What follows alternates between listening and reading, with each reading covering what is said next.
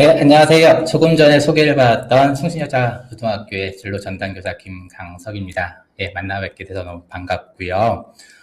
장학사님이 좀 전에 소개해 주셨던 내용 중에 제 중요한 경력 하나가 빠진 것 같은데 제가 잠깐만 소개를 해드리도록 하겠습니다. 오늘 정말 중요하게 학부모님들에게 꼭 알려드리고 싶은 경력 중에 하나가 저도 첫째가 있는 중3 학부모라는 겁니다. 네, 즉 초짜 예비 고등학교 학부모라는 건데요. 그래서 오늘 전체적으로 오늘 고교학점제에 대한 이야기를 드릴 때는 성남교육청 지원 소속의 교사의 마음보다는 학부모의 마음으로 고교학점제에 대해서 제가 고민하고 있는 부분들과 함께 그 부분들을 함께 좀 나눠보려고 합니다. 그런데 문제는 이 고교학점제가 어머님들이, 아버님들이 보시기에는 되게 좀 어려운 용어들도 있고 개념이 있다 보니까 좀 헷갈리시는 부분들도 있고 어려워하실 부분들도 있을 것 같은데요. 오늘은 그 개념에 대한 부분들을 전체 다 이해한다고 하기보다는요, 전체적인 그림을 좀 한번 그려본다라고 생각하시면 좋을 것 같고, 제일 중요한 거, 부모님으로서 가장 먼저 무엇을 준비해야 되는지에 대해서 알아보는 시간이 되었으면 좋겠습니다. 그래서 오늘은 조금 재밌게 좀 풀어나가려고 하는데, 괜찮을까요? 네, 알겠습니다. 그러면은 화면을 좀 공유를 좀 해주시겠어요? 네, 감사합니다. 제가 지금 이 컴퓨터가 아까까지 좀 됐다가 지금 그 펜 기능하고 제 컴퓨터가 아니다 보니까 펜 기능하고 지우기 기능이 막 없어져가지고선 조금 당황스러울 것 같은데 나름 또 열심히 좀 진행을 좀 해보도록 하겠습니다. 네, 진행하겠습니다. 다시 말씀드리지만 저는 지금 학부모로서의 말씀을 드리는 거고요. 어떻게 보면 성남교육지원청의 공식 입장이라고 하기보다는 제 교사로서 아니면 교사보다는 조금 더 비중을 학부모로서 입장을 좀 이야기 드려보려고 하고 있다 보니까 조금 좀 가벼울 수도 있고요. 재미나게 좀 진행을 좀 해보려고 좀 하고 있습니다. 그래서 잘 들어주시면 너무 감사할 것 같고요. 자, 지금부터 시작하도록 하겠습니다. 총 3개의 섹션으로 좀 진행이 되려고 하는데요. 첫 번째는 바로 고교학점제 이해와 과목 선택 지도 방법에 대한 이야기를 좀 드려보려고 하고요. 두 번째는 아마 학부모님들이 가장 중요하게 생각하시는 이 고교학점제가 진행되면서 그러면 진학, 진로는 어떻게 해야 되는데? 라고 하는 부분들이 있을 겁니다. 그래서 두 번째는 아마 고교학점제 적용과 함께 있어야 될 진학에 대한 고민들을 함께 좀 풀어나가 보려고 하고 있고요. 세 번째가 어떻게 보면 학부모님들이 지금 하셔야 될 일들의 하나인 진로학업 설계라고 하는 부분이 있는데 자녀분과 함께 진로를 어떻게 결정하고 이 진로를 어떻게 3학년 때 고등학교 3학년까지 이어져 나갈지에 대한 고민들을 지금 하는 이야기를 3부에 준비했습니다. 그리고 네 번째가 질의응답인데요. 아마 1시간 20분 정도 진행을 좀 하고 아까 장학사님이 말씀하셨던 것처럼 한 2-3개 정도의 질의응답을 좀 갖는 시간으로 총 1시간 반 정도 시간을 좀 가져보려고 하는데요. 시간이 좀 짧을 것 같아요. 그래서 좀 말을 좀 빨리 하려고 하는데 괜찮을까요? 네, 지금 댓글이 아마 실시간 채팅에서 좀 안 달리는 것 같은데요. 그냥 제가 진행을 좀 하도록 하겠습니다. 네, 첫 번째입니다. 바로 고교학점제의 이해와 과목 선택 지도 방법에 대한 이야기를 좀 드려보려고 하는데요. 간단한 영상 한 편 보고 시작을 할까요? 네, 영상 보도록 하겠습니다. 내 꿈은 한국 최초 우주 비행사인 이소연 박사처럼 우주를 탐험하는 우주 비행사가 되는 것이다. 그래! 이 교실에서부터 나의 꿈은 이루어지는 거야!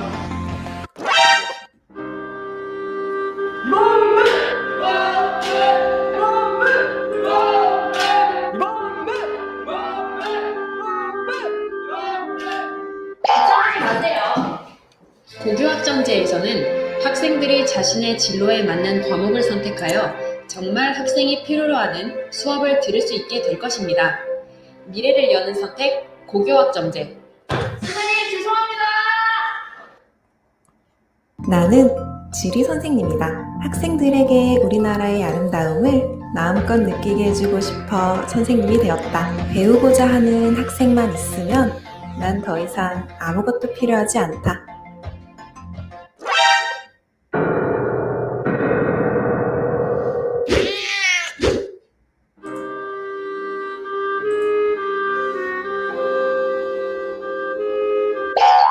걱정하지 마세요. 2022년부터 시행되는 고교학점제에서는 수업을 필요로 하는 학생들이 모이게 되어 교실의 모습을 확연하게 바꾸어 줄 것입니다. 미래를 여는 선택, 고교학점제. 교무실로 따라와. 저도요? 그래. 민수는 꿈이 뭐니? 저는 소믈리에가 될 거예요. 아, 소믈리에? 그러면 일단 국영수 위주로 준비할까? 괜찮아. 아직 늦지 않았어. 올 8등급인 해도 조금만 노력하면.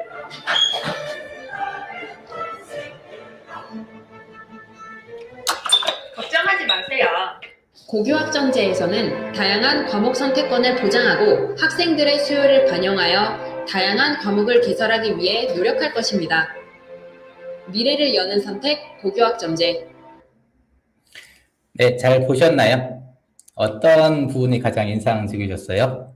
저는 두 번째하고 세 번째 부분이 가장 좀 인상적이었는데요.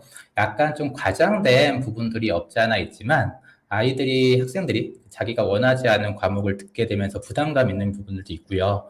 또 한 가지는 저도 이제 진로나 진학에 대한 부분들 학생들을 상담하다 보니까 어떤 꿈이든 간에 학생들 상담하다 보면 맨 마지막은 그래, 원수의 성적 올려야지 이렇게 끝나버리다 보니까 과연 이게 상담이 맞는가라는 고민들을 좀 하게 됐는데 어떻게 보면 고교학점제가 이런 부분들을 좀 해결할 수 있는 그렇게 하는 제도라고 좀 볼 수 있을 것 같습니다.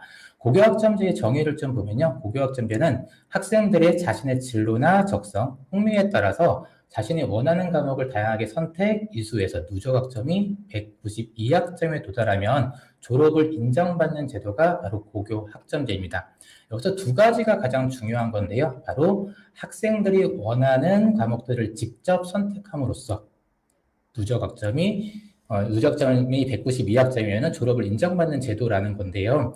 이거는 무슨 얘기냐면 아이들이 직접 과목을 선택했다면 책임감을 갖고 수업을 듣지 않겠냐라고 이야기를 좀 할 수 있을 것 같아요. 좀 비유가 좀 그런데 주식 같은 경우가 어머님들하고 아버님들 잘 아시는 주식 같은 경우가 내가 원해서 매수를 할 경우하고 누군가가 뭐 이렇게 사라고 해서 샀을 경우 떨어졌을 경우에 좀 책임감이 좀 다르지 않나요?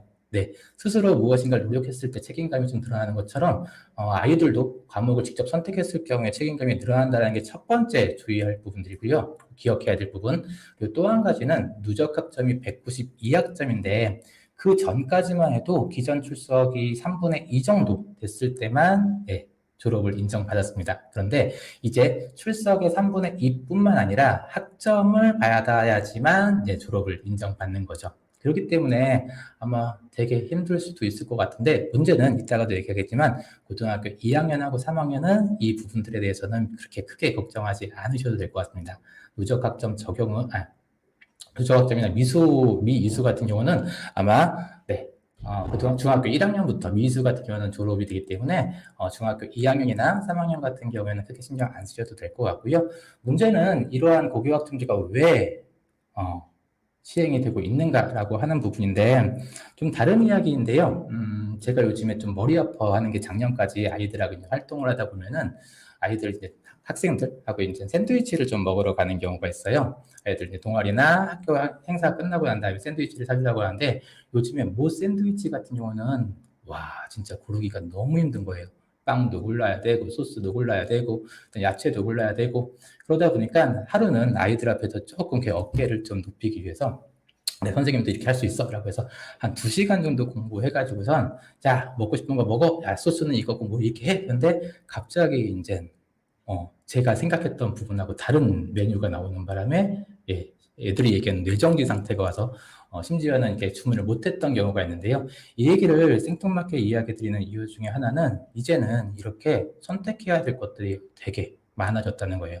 그리고 앞으로 우리 자녀들이 살아가야 될 미래 세대 같은 경우는 지금보다 더 많은 정보들 중에서 자신이 원하는 정보들을 직접 선택하고 그것들을 활용해야 되는데 이게 미래 세대를 살아가는 자기주도성이라고 하는 역량 중에 하나거든요. 즉 OECD 국가 중에서 지금 학생들이 가장 가져야 될 역량 중에 하나가 이 자기주도성이라고 봤을 때 어떻게 보면 고교 학점제가 직접 아이들이 과목을 선택하면서 책임감을 갖게 만드는 그런 역량을 키우는 데 도움이 되지 않을까라는 생각이 좀 들고요.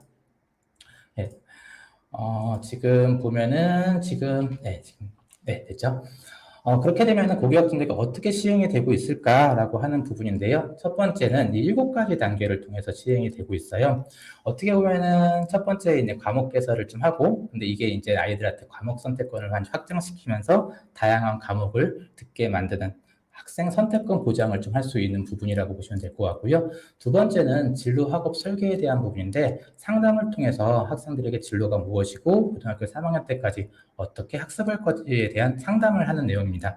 이 부분들은 조금 확대가 됐을 뿐이지 어떻게 보면 예전부터 진행이 됐던 부분이고요. 그리고 어머님들도 아마 문과, 이과 아버님들도 아마 그런 걸 선택했었잖아요. 그런 게 조금 더 확대돼서 아이들이 이제 내년에 수강 신청 1학년이 됐을 때, 고등학교 1학년이 됐을 때 수강 신청하는 단계, 그 다음에 수업이 운영되는 단계인데 수업의 운영은 아마 지금도 진행이 되고 있지만 지금보다는 조금 학생 중심적으로, 그러니까 강의식이 아니라 학생 중심적으로 바뀌지 않을까라고 생각이 듭니다. 그리고 문제의 평가죠. 평가는 지금도 계속 진행됐고요. 가장 많이 달라지는 부분들이 바로 이 부분인 것 같아요. 뭐냐면은 이수하고 미이수. 자, 문제는 이수하고 미이수 때문에 어머님들이 굉장히 많이 달라지고 이제 고민을 하고 있는 것 같은데요. 실질적으로 40% 정도가 안 되면은 미이수가 되는 거에 대해서 고교학점제는 시행을 하고 그렇게 진행을 하고 있죠. 근데 문제는 이게 고등학교 지금 중학교 1학년부터 적용이 되는 겁니다. 결론부터 얘기 드리지만 지금 중학교 2학년 그리고 중학교 3학년 학부모와 자녀분들 같은 경우는 지금 이게 적용이 되지 않기 때문에 그렇게 크게 고민 안 하셔도 될 것 같고요. 그리고 고교학점제 취지 자체가 학생들한테 이렇게 미이수를 시키는 게 하고 또 유급을 시키는 게 목적이 아니라 미이수를 방지하고 어떻게 보면 학생들의 최소 학업 성취를 도달하는 게 목적이기 때문에 어떻게 보면 미수에 대한 부분들을 그렇게 크게 신경 쓰지 않으셔도 되겠다라고 하는 부분입니다. 그리고 혹시나 이게 이수가 됐을 때 192학점이 되면은 졸업을 인정받는 제도죠. 즉 7단계를 쭉 보면은 지금과 다르게 크게 달라지는 부분들은 6단계인 이수하고 미이수 단계인데 문제는 아까도 말씀드렸던 것처럼 지금 중학교 2학년하고 3학년은 그렇게 크게 신경을 쓰지 않으셔도 된다라고 하는 부분이고요. 문제는 이렇게 변화되는 게 없다라고 이야기했지만 물론 과목 선택이나 이런 부분 확대되는 부분들이 있겠죠. 근데 이제 부모님들이 가장 많이 걱정하시는 것 중에 하나가 왜 하필 지금부터 적용되는데? 라고 하는 부분들이 가장 많이 걱정이 되시는 것 같아요. 마이스터그는 올해, 그리고 경기도교육청 같은 경우는 아까 영상처럼 올해부터 적용을 하는데 어떻게 보면 이렇게 단계적 적용하는 이유 중에 하나가 학교 현장에서 혹시나 있을 준비 부족을 좀 최소화하기 위해서 하는 부분이라고 보시면 될 것 같고요.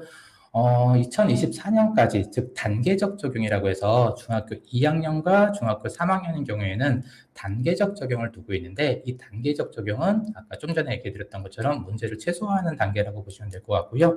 지금 어머님들이 가장 많이 고민하시는 평가하고 좀 전에 얘기했던 미수 같은 아주 큰 정책들이나 변화들은 2022 개정교육과정이 적용되는 25년부터, 즉 중학교 1학년이 고등학교 올라갔을 때부터 적용된다라는 점 기억하시면 될 것 같습니다. 즉 지금은 고교학점제가 도입되는 과도기라고 보시면 될 것 같고요.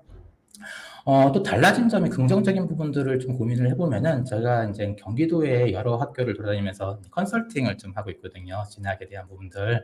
그러다 보니까 달라진 점은 아마 이거 같아요. 예전 같은 경우는 고3 됐을 때 성적에 맞춰서 대학이나 학과를 진학하고 거기에 맞춰서 대학을 다니는데 자기 진로에 대한 부분들의 고민 없이 학과나 대학을 진학하다 보니까 대학 들어가서 뭐 할 수 있는 게 없는 거예요. 물리를 배우는데 물리가 싫어가지고 역학 배우는데 물리가 그냥 싫은 그런 부분이 되다 보니까 나중에 자퇴를 하거나 아니면 반수를 하거나 유턴 입학을 하게 되는 그런 상황이 발생이 되더라고요. 그런데 지금 고교학점제 때문인지 또는 고교학점제 덕분인지는 잘 모르겠지만 1학년 때부터 학부모님들도 그렇고 학생들도 그렇고 진로에 관해서 심도 있게 이렇게 고민을 하다 보니까 어떻게 보면은 아까 얘기 드렸던 미래 세대에서 필요한 자기주도 역량을 키우게 되고 진로에 대한 부분들을 심도 있게 고민하다 보니까 앞으로 사회생활 나가면서 그리고 대학생활 하면서 큰 도움이 되지 않을까라는 생각을 합니다. 그래서 다시 한번 말씀드리지만 중학교 2학년하고 3학년인 경우에는 과도기인데 큰 변화는 없지 않을까라고 조심스럽게 좀 얘기 드리고요. 그럼에도 불구하고 단계적 적용임에도 불구하고 학교의 변화는 분명히 있는 것 같아요. 그래서 이 5가지가 어떻게 보면 가장 큰 변화가 되지 않을까라는 생각이 드는데요. 첫 번째는 여기 부모님 중에서 지금 이제 그 연수를 들으시는 분이 200명 정도가 되시는데 여기 부모님들 중에서도 아마 05학번 즉 2002년도에 고등학교를 다니셨던 분이 계셨을 거예요. 그분들은 아마 선택 중심 교육 과정이라서 아마 그분들도 아마 뭐 수학 중에 하나, 과학 중에 뭐 사회 과목 어떤 걸 선택할지에 대한 부분들을 선택하고 고등학교 생활을 하고 수능을 봤을 부분인 것 같습니다. 근데 이 부분들이 예전부터 있었는데 지금은 전면 확대됐다는 거죠. 그게 좀 차이라고 보시면 될 것 같고 지금부터 새롭게 뭐 과목을 선택하는 게 아니라 20년 전부터 있었던 하나의 현상이었다라고 보시면 될 것 같습니다. 두 번째는요, 바로 192학점으로 좀 바뀌었습니다. 즉 204단위에서 192학점으로 바뀌면서 어떤 변화가 생겼냐면 이거는 바로 이제 중3, 중2 학부모님이나 자녀들도 해당이 되는 부분인데요. 전체적으로 보면은 지금 고등학교 1학년인 경우에 7교시가 한 5일 중에서 4일 정도 있고요. 그 다음에 6교시가 하루 정도 있는 게 이제 대부분의 학교가 그렇게 평균적으로 있습니다. 그런데 204단위에서 192학점으로 줄어들면서 변화된 거는 뭐냐면 학교마다 1시간 또는 2시간 정도 약간 좀 이렇게 공강, 좀 이렇게 수업 시간이 좀 줄어드는 경향들이 있어요. 그러면 이게 어떻게 바뀌냐면 학교에서도 공강이 발생될 수도 있고요. 아니면 이 시간에 학교에서 특색 있는 사업들, 프로그램이나 교육과정을 유연해서 학교만의 특색 프로그램을 돌릴 수도 있거든요. 즉, 지금 중학교 2학년하고 3학년인 경우에는 수업 시간이 조금 줄어들다 보니까 학교별로 다양한 프로그램들이 진행될 수 있다. 이렇게 생각하시면 될 것 같습니다. 이거는 지금 중학교 2학년하고 3학년이 해당되는 부분이라고 보시면 될 것 같고요. 세 번째는 바로 이제 개인 시간표입니다. 이 다음 섹션에서 제가 좀 이야기를 하겠지만 이제는 학급 시간표가 아니라 개개인의 시간표로 바뀌게 되고 개개인의 시간표라고 하는 거는 한 교실에서 수업을 계속 듣는 게 아니라 수업을 좀 이동하면서 수업을 듣는다라고 보시면 될 것 같아요.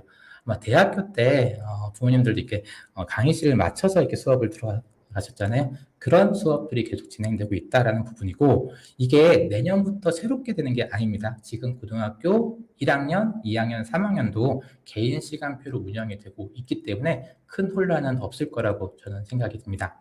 그리고 또 변화되는 게 바로 공동교육과정인데요. 이 공동교육과정은 뭐냐면 부모님들이 가장 걱정하시는 것 중에 또 하나가 만약에 내 자녀가 가려고 하는 학교에 내 자녀가 원하는 과목이 없을 경우에는 어떻게 하느냐 이 부분인데요. 최근에는 많은 학교가 다양한 과목을 개설하고 있지만 여러 가지 좀 여건에 의해서 개설하지 못하는 경우가 있습니다. 그런 경우에는 아마 성남교육지원청에서 공동교육과정이라고 해서 이따가 다시 이야기하는 부분 하겠지만 학교에서 개설되지 않은 과목을 개설할 수 있고 들을 수 있게 그렇게 하는 게 공동교육과정이거든요. 아마 성남교육지원청이 아마 그 전국의 어느 지역보다 굉장히 야심차게 준비를 하고 있고 그리고 지금도 진행되고 있는 걸로 알고 있는데요.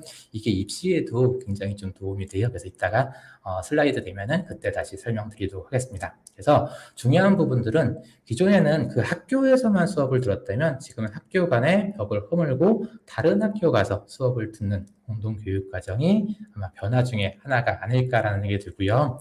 그 다음에 계속 말씀드리는 이유는 가장 많이 신경을 쓰시는 부분이라서 말씀드리는 거예요. 뭐냐면 미수 처리, 즉 못하네요. 죄송합니다.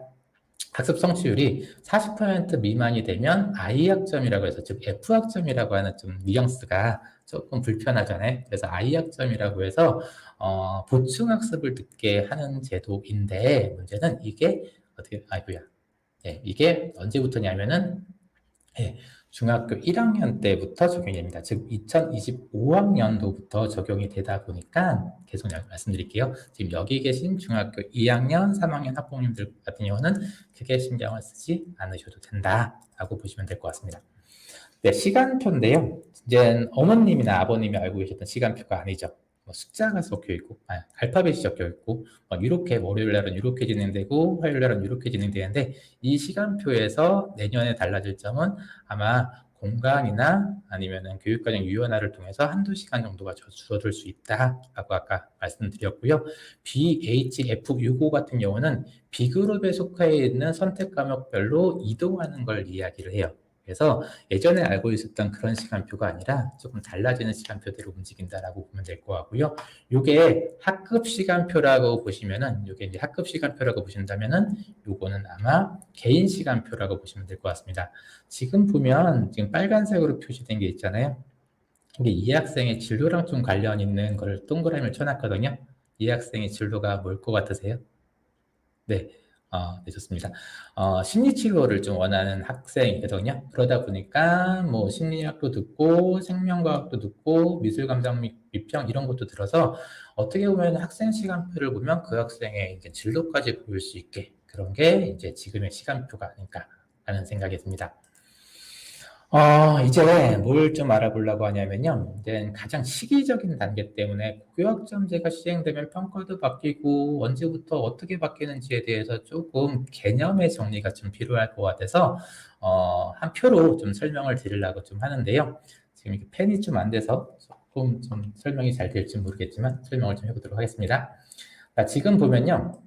중학교 3학년 부모님들은 여기를 보시면 돼요.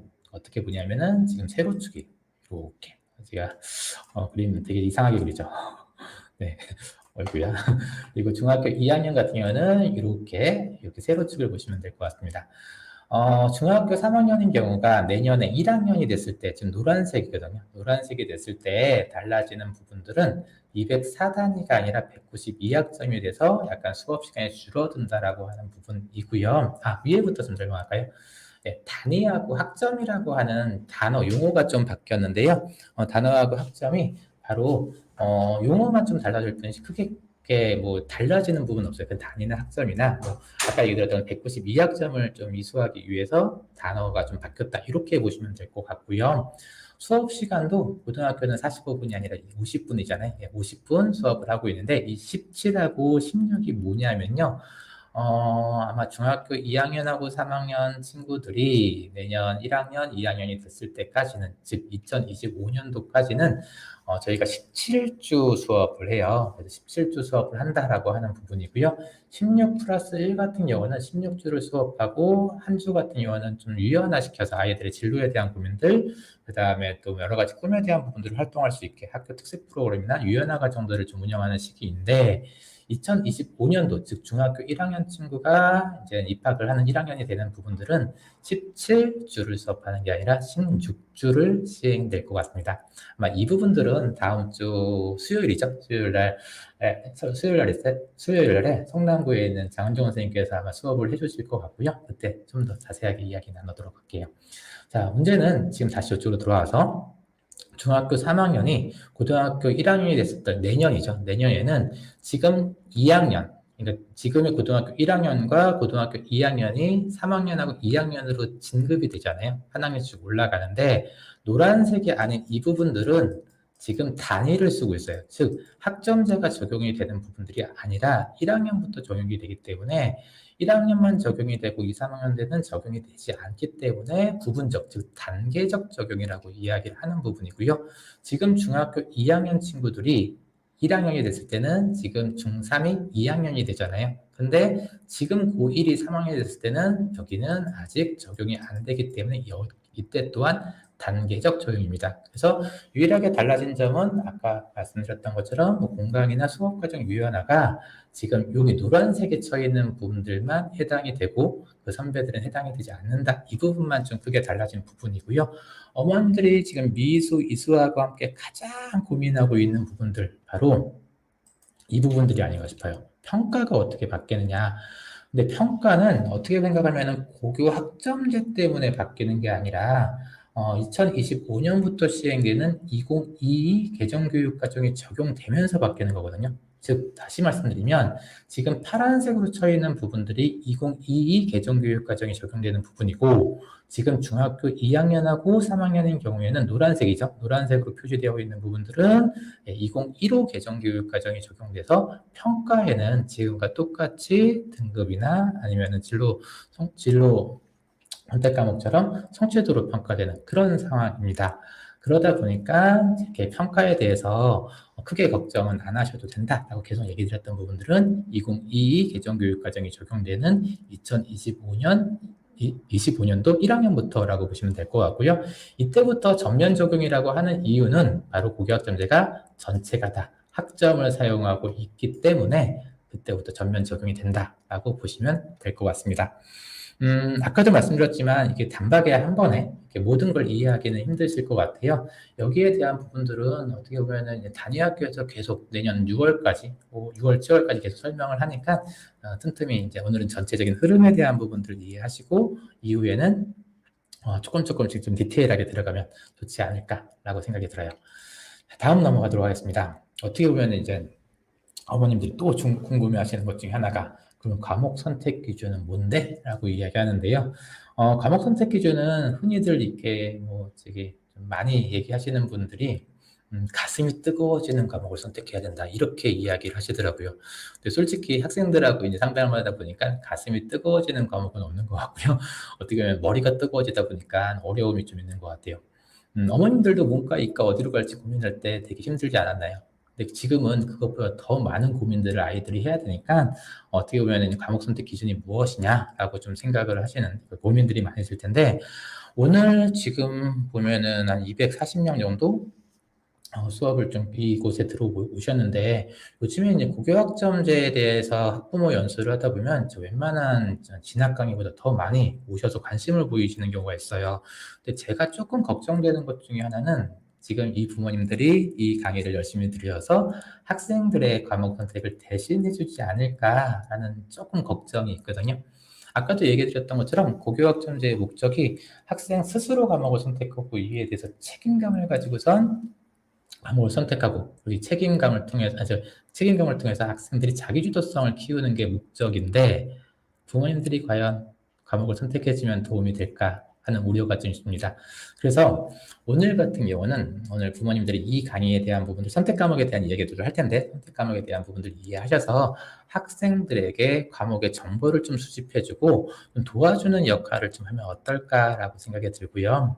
아까 이제 주식 얘기를 좀 생뚱맞게 얘기했는데 남이 유명하다고 생각한 주식 샀다가 떨어졌을 때 그 느낌을 자식들에게 주면 안 되잖아요. 적합한 표현일지도 모르겠지만 자기 스스로 선택을 해서 거기에 맞는 책임감과 아니면 진학 설계를 할 수 있게 도와주시는 게 아마 부모님의 목적이라고 본다면 부모님이 과목 선택에 대해서 이거 들어 저거 들어가 아니라 오늘 정보를 좀 들으시고 이런 정보들이 있다 이런 것들이 있다라고 하는 어떤 좀 공유회장 정보를 좀 제공하는 그런 역할을 부모님이 하시면 어떨까 하는 생각을 좀 해봅니다.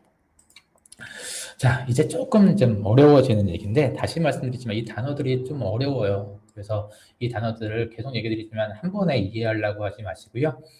요즘에 이제 계속 고등학교에서 신입생 설명회들이 진행되고 있고 그 다음에 내년 2월 달에 신입생 오리엔테이션도 있을 예정이고 그 다음에 내년 5월달, 6월달 이때는 교육과정 설명이라고 해서 학부모, 학생들에게 이 내용들을 좀 더 자세하게 설명을 할 예정이거든요. 그때까지는 계속적으로 들으시면서 용어를 좀 익히는 게 좋으실 것 같은데 그래도 오늘 기본적인 것만 한번 이야기 드려보도록 하겠습니다. 일단 교과 영역이라고 있는데요. 기초 과목, 탐구 과목, 그 다음에 예체능 과목, 생활교양 교과분이 있습니다. 이 중에서 기초는 국영수, 그 다음에 한국사까지 포함되는 걸 이야기하고요. 국어라는 교과군 안에 국어, 합법과정문, 그 다음에 언어, 그 다음에 언어와 매체 문학 이렇게 일반 선택 과목하고 진로 선택 과목이 있다라고 보시면 될 것 같아요. 네, 다시요. 일반 선택 과목하고 진로 선택 과목이 이렇게 있는데 그리고 공통 과목도 있죠.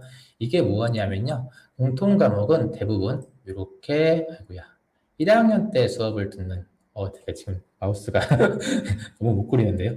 네, 1학년 때 과목을 듣는 거라고 보시면 될 것 같고요.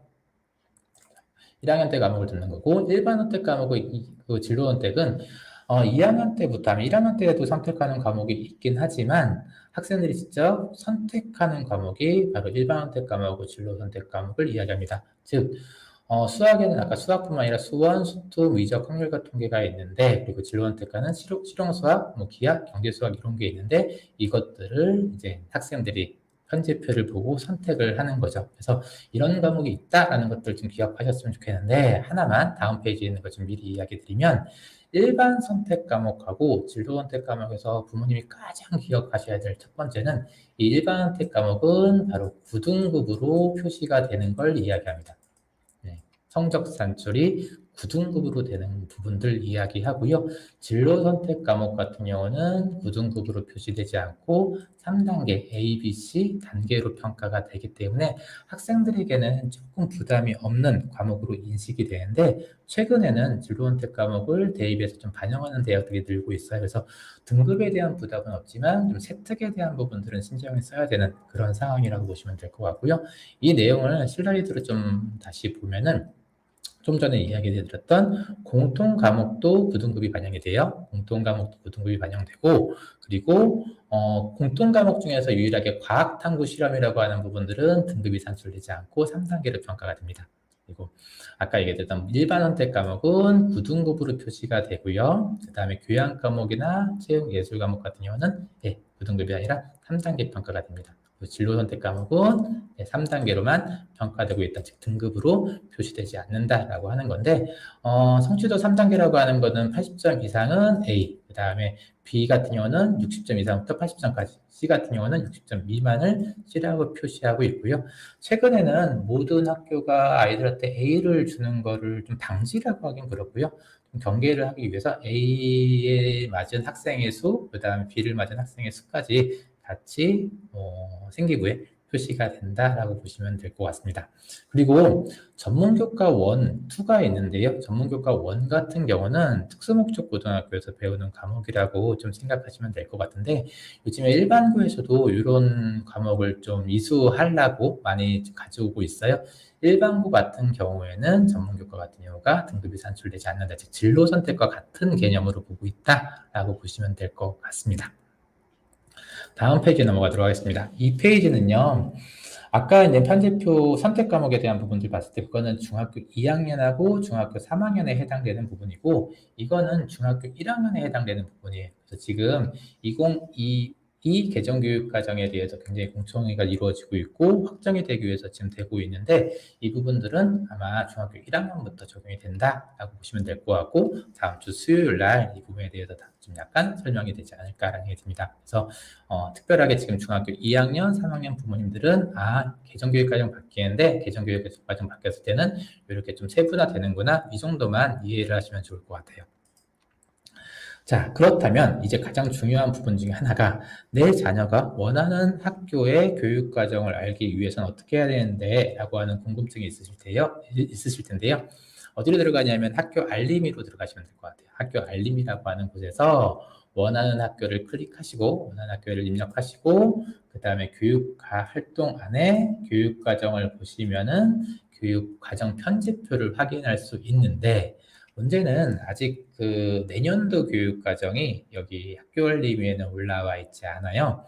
그리고 학교 홈페이지에도 약간 올라가 있는 학교가 있는데, 학교 홈페이지 같은 경우도 이렇게 로그인을 회원가입을 해야지 되는 경우가 있어서, 성남교육지원청에서는 이번에 좀 다른 지역 같은 경우는 이걸 보려면은 학교에 전화해서 달라고 해야 되고 뭐 이렇게 되거든요.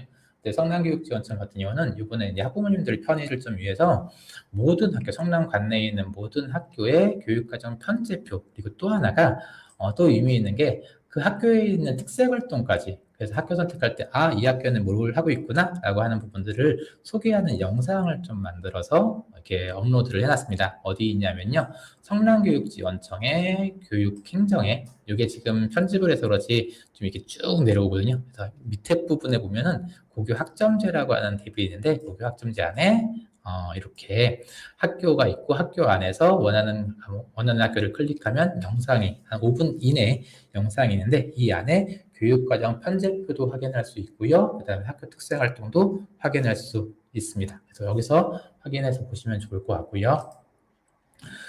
이제 편제표를 보는 방법에 대해서 한번 확인을 해볼까요? 뭔가 표가 있고 머리가 아프죠? 네. 근데 이거는 미리 알아두시면 좀 좋을 것 같아서, 뭐 정확하게 이해한다고 하기보다는 이렇게 편제표를 보고 이렇게 과목을 선택하는구나, 이런 과목을 듣는구나, 이 정도로 이해를 하시면 좋을 것 같아요. 참고로 지금 이 편집표는 성남 관내에 있는 학교는 아니에요. 성남 관내에 있는 학교를 보여드리면 조금 이렇게 조금 뭐 주어된 것 같아서 다른 지역에 있는 편집표를 가지고 왔고요.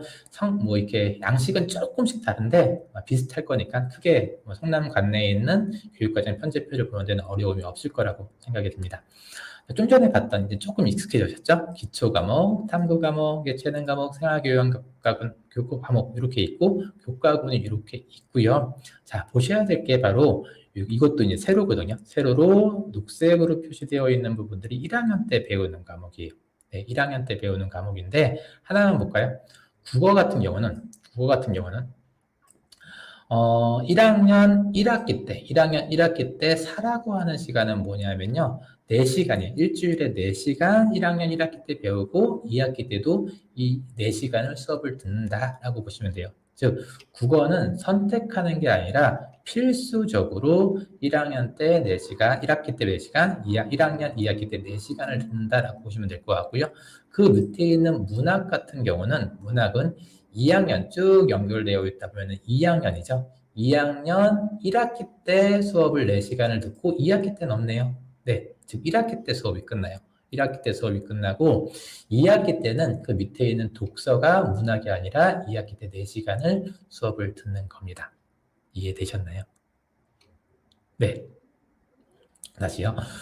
지금 보면은 국어 같은 경우는 지금 1, 2학기 다 듣는 거고요. 그 다음에 이 문학 같은 경우는 2학년과 2학년 1학기, 2학년 2학기 때 이렇게 4시간씩 수업 듣는다라고 보시면 될 것 같고요.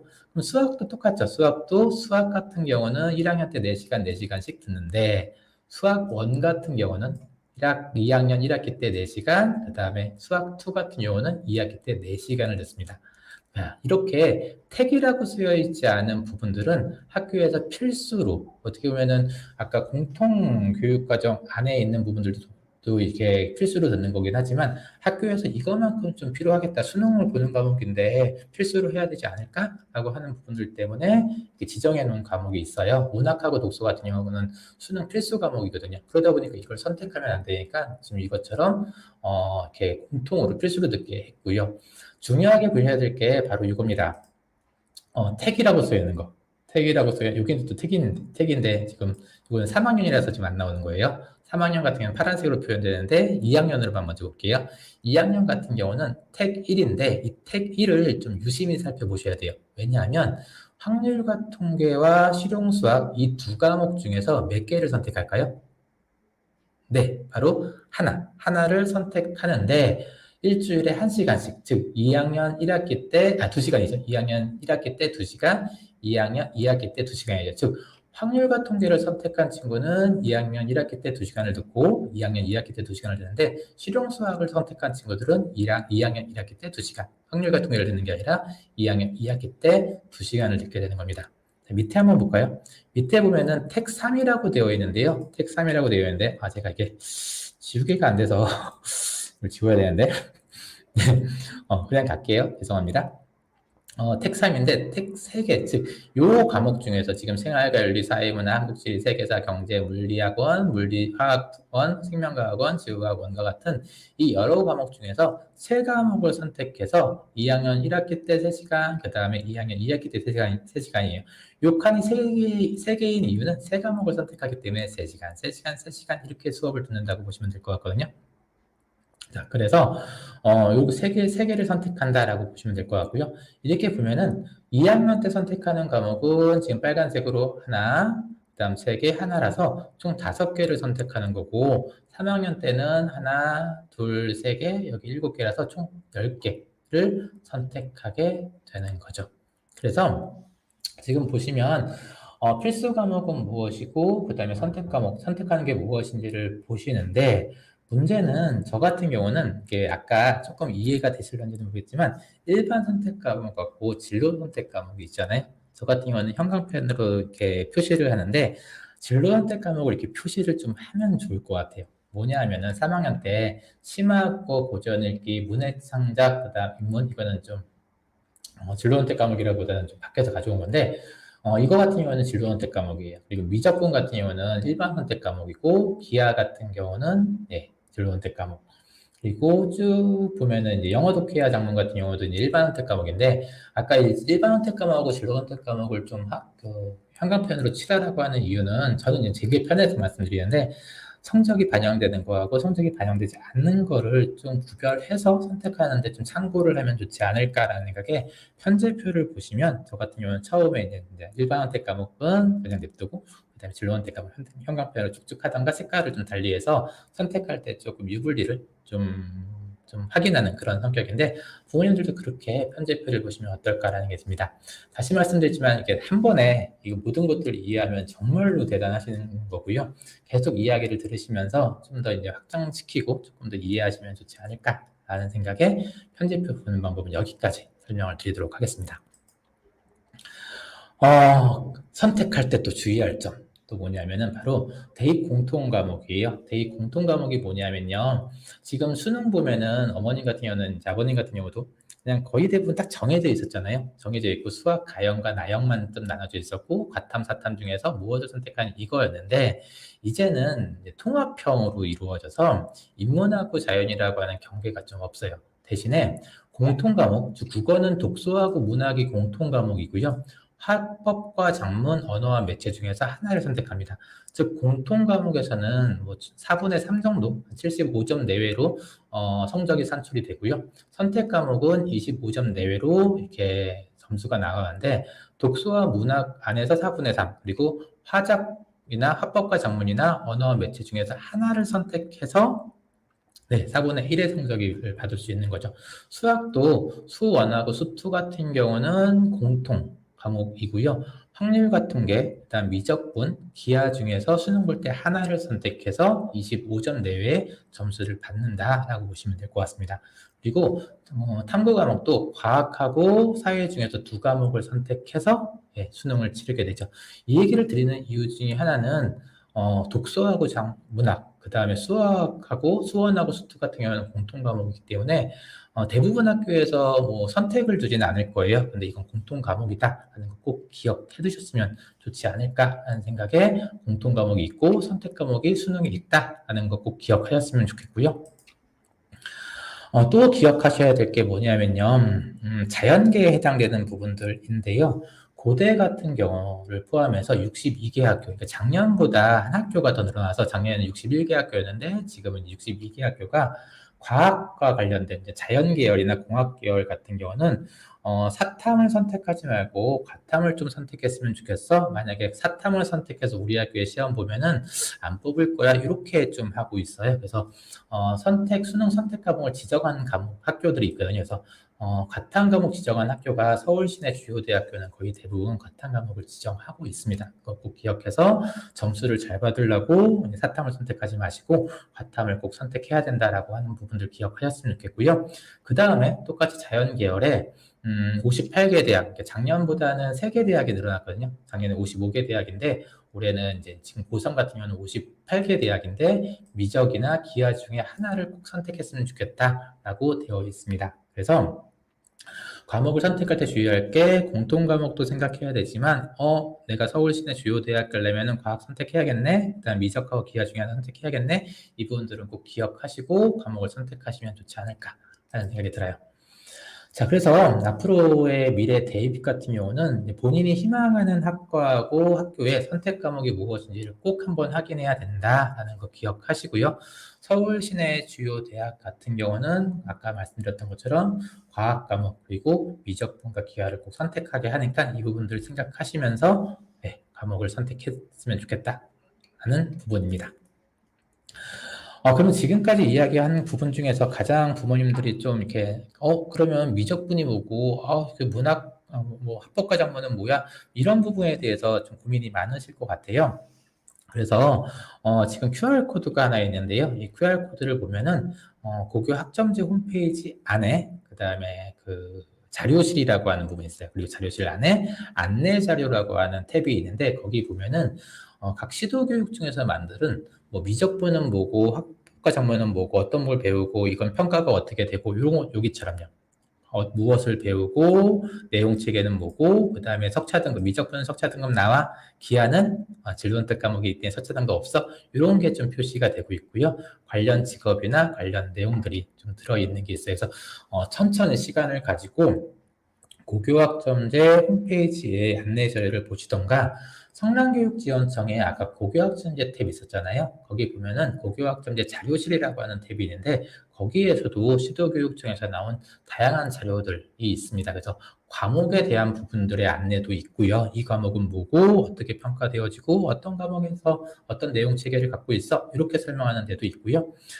요즘 아이들은 이렇게 텍스트보다는 좀 영상들을 조금 더 선호하는 경향이 있어서 유튜브에 부산광역시 교육청에서 만든 게 있는데 고교학점제 선택 과목 맛보기라고 이렇게 딱 검색을 해보시면 다양한 과목들에 대해서 짧은 시간 내에 안내가 되어 있습니다. 그래서 이 안내를 보시면서 인공지능 기초는 이런 과목이구나, 평가는 어떻게 되고 있구나 라는 부분들을 조금씩 공부하시면서 네, 과목을 선택하는 게 좋을 것 같고요. 아까 지금 부모님들에게 자녀들한테 이제 정보를 제공해야 된다라고 이야기 드렸는데 이런 정보들은 같이 공부하고 미적분은 이런 거라더라 아니면 뭐 이렇게 언어 매체는 이런 거더라라고 하는 부분들을 같이 공부하면서 이야기한다면은 조금 더 풍성하게 조금 더 이제 심도 있게 과목을 선택할 수 있지 않을까라는 생각이 들어요. 그래서 꼭 자료실에서 한 번 정도 이 내용들을 확인해 보시면 좋을 것 같습니다.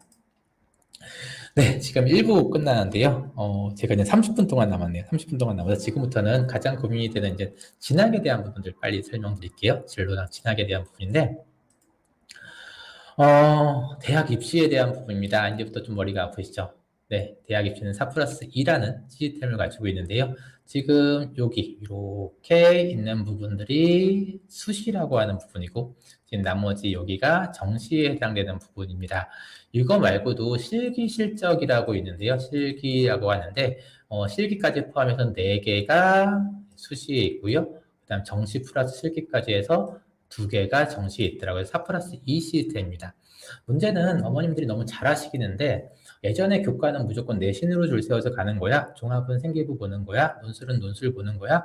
그 다음에 정시는 수능 보는 거야. 이렇게 생각하시는데요. 작년부터 조금씩 좀 변화점이 있어요. 변화점이 지금 빨간색으로 표시되어 있는 부분이라고 보시면 될 것 같은데요. 이 빨간색으로 표시된 부분들이 무엇이냐면은, 변화된 부분인데, 우리가 알고 있는 교과 전형 같은 경우는 아까 말씀드렸던 것처럼 내신으로 줄 세워서 이제 만약 10명을 뽑는다면 10명까지 합격, 그 다음에 11등 안에는 예비 1번, 12등 안에는 예비 2번으로 해서 나머지는 아쉽겠지만 다음 기회에 좀 해주세요 라고 이렇게 해서 뽑는데 요즘에는 정성평가를 하는 학교들이 많아요. 이 정성평가는 뭐냐면 학생부를 보고 학생부 안에 있는 내용들을 함께 하겠다라는 거죠. 자, 이거는 좀 이따 다시 이야기하겠지만 다시요. 이제 교과 내신뿐만 아니라 생기부까지 같이 교과에서 보겠다라고 하는 부분들이 있고요. 그 다음에 정시에서도 서울대하고 고대 같은 경우는 교과 내신을 보겠다라고 하는데 교과 내신뿐만 아니라 생기부도 보겠다라고 해서 어머님이 알고 계셨던 입시랑 좀 달라지고 있다라고 하는 부분들 꼭 기억하셨으면 좋겠고요. 자, 지금은 입시에 대한 부분들이 아니니까 과목 선택에 대한 부분들을 이야기되면 과목 선택에 영향을 미치는 그런 전형에 대해서 좀 살펴보면요. 제가 형광펜으로 좀 표시했거든요.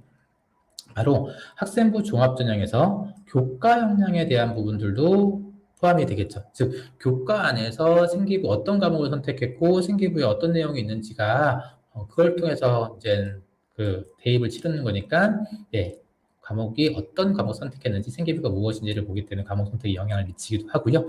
정성평가도 아까 말씀드렸던 것처럼 어떤 과목 선택했고 세특이 뭔데? 라는 걸 보기 때문에 과목 선택에 영향을 미치죠. 만약에 필요한 과목을 선택하지 않았을 경우에는 난 좀 아닌 것 같아 라고 이야기하는 게 그냥 교과 전형의 특징이라고 보시면 될 것 같고요. 최근 변화되고 있는 그 다음에 정시에서도 지금 아까 서울대하고 고대 같은 경우는 네, 교과 내신과 함께 생기부를 좀 보겠다라고 하는 트렌드로 좀 바뀌고 있어서 이것 또한 어떤 과목을 선택했는지를 확인하겠다라고 보시면 될 것 같고요. 논술 같은 경우는 이렇게 제가 이렇게 표시를 해놨는데 논술 같은 경우는 뭐냐면 좀 짧게만 설명드리면 입시에 대한 부분들이 아니기 때문에 논술을 보는 어떤 출제 범위가 있어요. 뭐냐면은 인문 같은 경우는 홍대나 아주대 같은 경우는 인문 논술만 보는 경향도 있지만 서강대하고 성균관대 같은 경우는 인문 논술뿐만 아니라 통계 논술도 보거든요.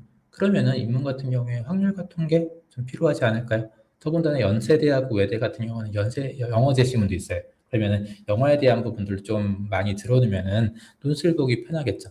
자연 같은 경우도요, 거의 대부분 수리 논술을 보긴 하겠지만 수리 논술뿐만 아니라 과학 논술 같은 경우도 보거든요. 청대 같은 경우는 물화 생중에 원투 과목을 이제 출제 범위로 두고 있고요. 우리 의대 같은 경우는 생명과학을 지정하는 아주대도 있고, 아니면 의대 같은 경우 대부분은 미적, 기하, 확통 세 개 모든 과목을 범위로 지정하고 있기 때문에 세 개 중에서 하나만 선택해야지라고 본다면 논술 공부를 위해서 또다시 미적, 그 중에 다른 선택하지 않은 것을 이후에 다시 공부해야 되는 상황이 발생이 돼요. 그러다 보니까 논술 전형도 과목 선택에 영향을 미치더라라고 하는 부분들 기억하셨으면 좋겠습니다. 정시에서도 정성평가가 된다라고 하는 부분인데요. 지금 보면은 고대하고 연대가 고대하고 서울대가 여기에 포함이 되고 있고요. 서울대 같은 경우는 일반고 아이들이 많이 가는 지역균형 전형에 지역균형 전형에서 40%, 그 다음에 일반 전형에서는 2단계 20%가 적용이 되고 있다라고 보면 될 것 같고, 고대 같은 경우도 일반고 아이들이 많이 가는 전형에서 20% 반영되고 있는데, 이게 어떻게 이야기되고 있냐면은, 과목에서 어떤 과목을, 그러니까 원래는 이제 내신 과목, 즉, 등급만 보겠다라고 하는 부분인데, 정확히 보면은 우리 학과에 필요한 과목을 이수했는지에 대한 부분들도 보겠다라고 하는 부분들이 좀 표현이 되어 있어요. 그러다 보니까 이제는 과목 선택에서 정시에서도 잘 선택을 해야 된다라고 하는 부분이고요. 이게 왜 이런지에 대한 부분들은 좀 이따 다시 설명드리도록 하겠습니다. 자, 이제 정시에서 정선평가를 하고, 이건 또 교과에서도 똑같은 얘기인데요. 이건 꼭 기억하셨으면 좋겠습니다. 뭐냐면은 서울대학교 전공 연계 교과 이수라고 하는 부분인데요. 서울대 거를 좀 잘 열심히 보셔야 되는 이유가 서울대를 가기 위해서가 아니라 서울대가 이 부분에 대한 연구를 좀 다른 학교보다 많이 진행이 됐어요. 그러다 보니까 일단 첫 번째, 부모님들이 자녀에게 어떤 과목을 선택해야 될지 잘 모르겠다라고 하면 첫 번째는 서울대를 가기 위해서가 아니라 서울대가 이러한 연구를 많이 했기 때문에 서울대 전공연계교과 이수화라고 하는 이 표를 보시면서 자녀를 좀 지도하면 좋지 않을까라고 생각이 드는 거고요. 다시 말씀드리면 나는 어떻게 과목 선택을 해야 될지 모르겠어 라고 하면 이거를 좀 참고하시면 될 것 같습니다. 포털에서 서울대학교 전공연계교과 이수라고 검색해 보시면 PDF나 굉장히 많은 자료들을 검색할 수 있는데요. 지금 보는 것처럼 여기 지금 하나 이미지가 안 나오네요. 지금 보면 여기에 핵심 권장 과목이라고 되어 있고요. 여기는 권장 과목이라고 되어 있습니다. 무슨 얘기냐면요. 핵심 권장 과목 같은 경우는 우리 과에 오려면 필수로 이 과목은 이수했으면 좋겠어 라고 되어 있습니다. 그리고 권장 과목은 필수는 아닌데 이수를 하면은 플러스 점수 줄 거야 라는 거죠. 즉 서울대 같은 경우는 핵심 권장 과목 같은 경우는 뭐 지원 자격이다라고 하는 뉘앙스로 이야기를 하고 있습니다. 다시 얘기해서 필요한 핵심 권장 과목을 듣지 않았을 경우에는 좀 입시에 불이익을 주겠다라고 하는 부분들이고요. 권장 과목 같은 경우는 아까 말씀드렸던 것처럼 지원 자격은 아니에요. 그러니까 이거 꼭 들어야 된다, 안 들어야 된다 이 부분들은 아닌데 그냥 플러스 점수를 준다는 거죠. 즉 1, 2점 때문에 굉장히 학벌이 결정되는 입시에서 1, 2점은 굉장히 크잖아요. 플러스 점수는 굉장히 큰데 굳이 안 들으면서까지 갈 필요가 있을까? 하는 생각이 듭니다. 그래서 다시 말씀드리지만 혹시나 전공 연계 교과 이수를 보면서 어떻게 무슨 과를 가려면 이런 과목을 있어야 돼? 라고 하는 부분들 기억하셨으면 좋겠고요. 우리 하나만 좀 볼까요? 화학생물공학부인데요. 물리학을 들어요. 네, 화학생물공학부인데 물리학을 듣는데 물리학 2를 듣는다는 얘기는 물리학 1도 핵심 권장 과목이거든요. 왜 그럴까요? 네, 그래서 저는 부모님들이 하셔야 될 두 번째, 이따 마지막에 정리를 하겠지만 두 번째 가장 중요하게 하셔야 될 거는 지금부터라도 좀 학과에 대해서 자녀분하고 같이 공부를 해봤으면 좋겠다라는 이야기 드립니다. 화학생물공학부 홈페이지를 좀 들어가면요. 서울대에 이렇게 되어 있거든요. 즉 연구실 안에 보면요. 화학생물공학부에 이렇게 배터리에 대한 공부도 하고 있고요. 연료전지에 대한 부분들도 공부를 하고 있습니다. 동국대에도 화공생물공학부가 있는데 이렇게 답을 달았어요. 화공생명공학부는 화학하고 생명이 중요하긴 하지만 전체적으로 생산하는 시스템을 돌리기 위해서는 수학과 함께 물리가 필요하다라고 되어 있죠. 즉, 그냥 이름만 보고 화학생명이니까 물리학은 필요 없어 라고 하면은 불이익을 받을 수 있는데, 이 부분들에 대해서는 다시 말씀드리지만 부모님이 학생들과 함께 학과에 대한 공부들을 좀 해봤으면 좋겠다 라는 생각이 들어요. 그래서 이런 학과는 이런 걸 하고 있구나, 저런 학과는 저런 걸 하고 있구나라고 하는 여러 가지 정보들을 자녀들에게 제공하는 게 가장 좋은 방법이 아닐까 하는 생각을 해봅니다. 쭉 보면은 똑같이 농생명과학이나 사범대 같은 경우 자연계열은 핵심 권장 과목과 권장 과목이 지정되고 있다라고 보면 될 것 같고요. 시간상 좀 빨리 갈게요. 지금 과학 과목들, 식품영양이나 아니면 의학과 같은 경우도 이렇게 핵심 권장 과목이 있습니다. 다시 말씀드리지만 이 부분에 대해서는 포털에서 아마 검색을 해보시면 굉장히 많은 이 자료들을 다운받을 수 있으니까요. 지금 뭐 이렇게 빨리빨리 지나간다고 너무 이렇게 저거 할 필요는 없을 것 같고, 꼭 포털에서 검색해 보시면 좋을 것 같아요. 자, 지금 다음 보시면 인문대학하고요, 사회과학대학이거든요. 인문대학하고 사회과학 과목은 핵심 권장 과목이 없네요. 왜 그럴까요? 경제학부 같은 경우는 미적분하고 학통과 들었으면 좋겠어 라고 되어 있는데, 일반 인문하고 사회과학 대학은 그냥 아무거나 들어도 돼 이렇게 받아들이면 될까요? 어떻게 보면 그럴 수도 있는데, 쉽게 보면요, 요즘에는 융합과학 쪽 성향을 가지고 있잖아요. 즉 인문 같은 경우가 취업이 좀 힘들다 보니까 과학적인 지식들을 가지고 있는 학생들을 좀 선호하는 경향들이 있어요. 그러다 보니까 인문 대학이나 사회과학 같은 경우는 과학 들어서 융합적인 사고를 가지고 있으면 나쁘지 않아, 괜찮은 것 같아, 이렇게 판단을 하기 때문에 핵심 권장 과목은 없다라고 보시면 될 것 같고요. 네, 이게 펜이 안 지워지네요. 네, 그래서 이제 설명을 드릴게요. 인문사회 같은 경우는 특히 이제 문과라고 이야기하는 부분들은 인문학적 소양도 중요하고요. 인문학적 소양이 안 중요하다는 얘기 아닙니다. 인문학적 소양도 중요하지만 사회과학적 지식이 융합된 인재들을 선호하기 때문에 과목 선택에 크게 제한을 두지 않는다라고 보시면 될 것 같습니다. 이렇게 정시나 이제 교과에서 정선 평가를 하는 이유는 아마 이거 같아요. 고교 학점제 때문이기도 하지만 대학에서 보면은 물리학과인데 또는 기계공학과를 전공하는데 물리를 이수하지 않는 친구들이 있거든요. 왜냐면 내신을 받기가 힘드니까. 물리 같은 경우는 이렇게 선택하는 학생들이 적기 때문에 적으면은 내신 받기가 이제 등급에서 힘들어지다 보니까 선택을 좀 안 해서 좀 좋은 점수를 받으려고 하는 학생들이 생각보다 많았어요. 그러다 보니까 좋은 점수를 받고 대학에 입학은 했는데 막상 물리를 배우려고 하다 보니까 그때부터는 머리 아파지고 대학에서도 좀 껄끄러운 거죠. 그러다 보니까 정성평가를 하는 이유는 학생들이 원하는 과목, 필요한 과목, 학과에 필요한 과목들을 제대로 들었느냐라고 하는 고교학점제의 취지를 살리기 위한 부분이다라고 보시면 될 것 같습니다.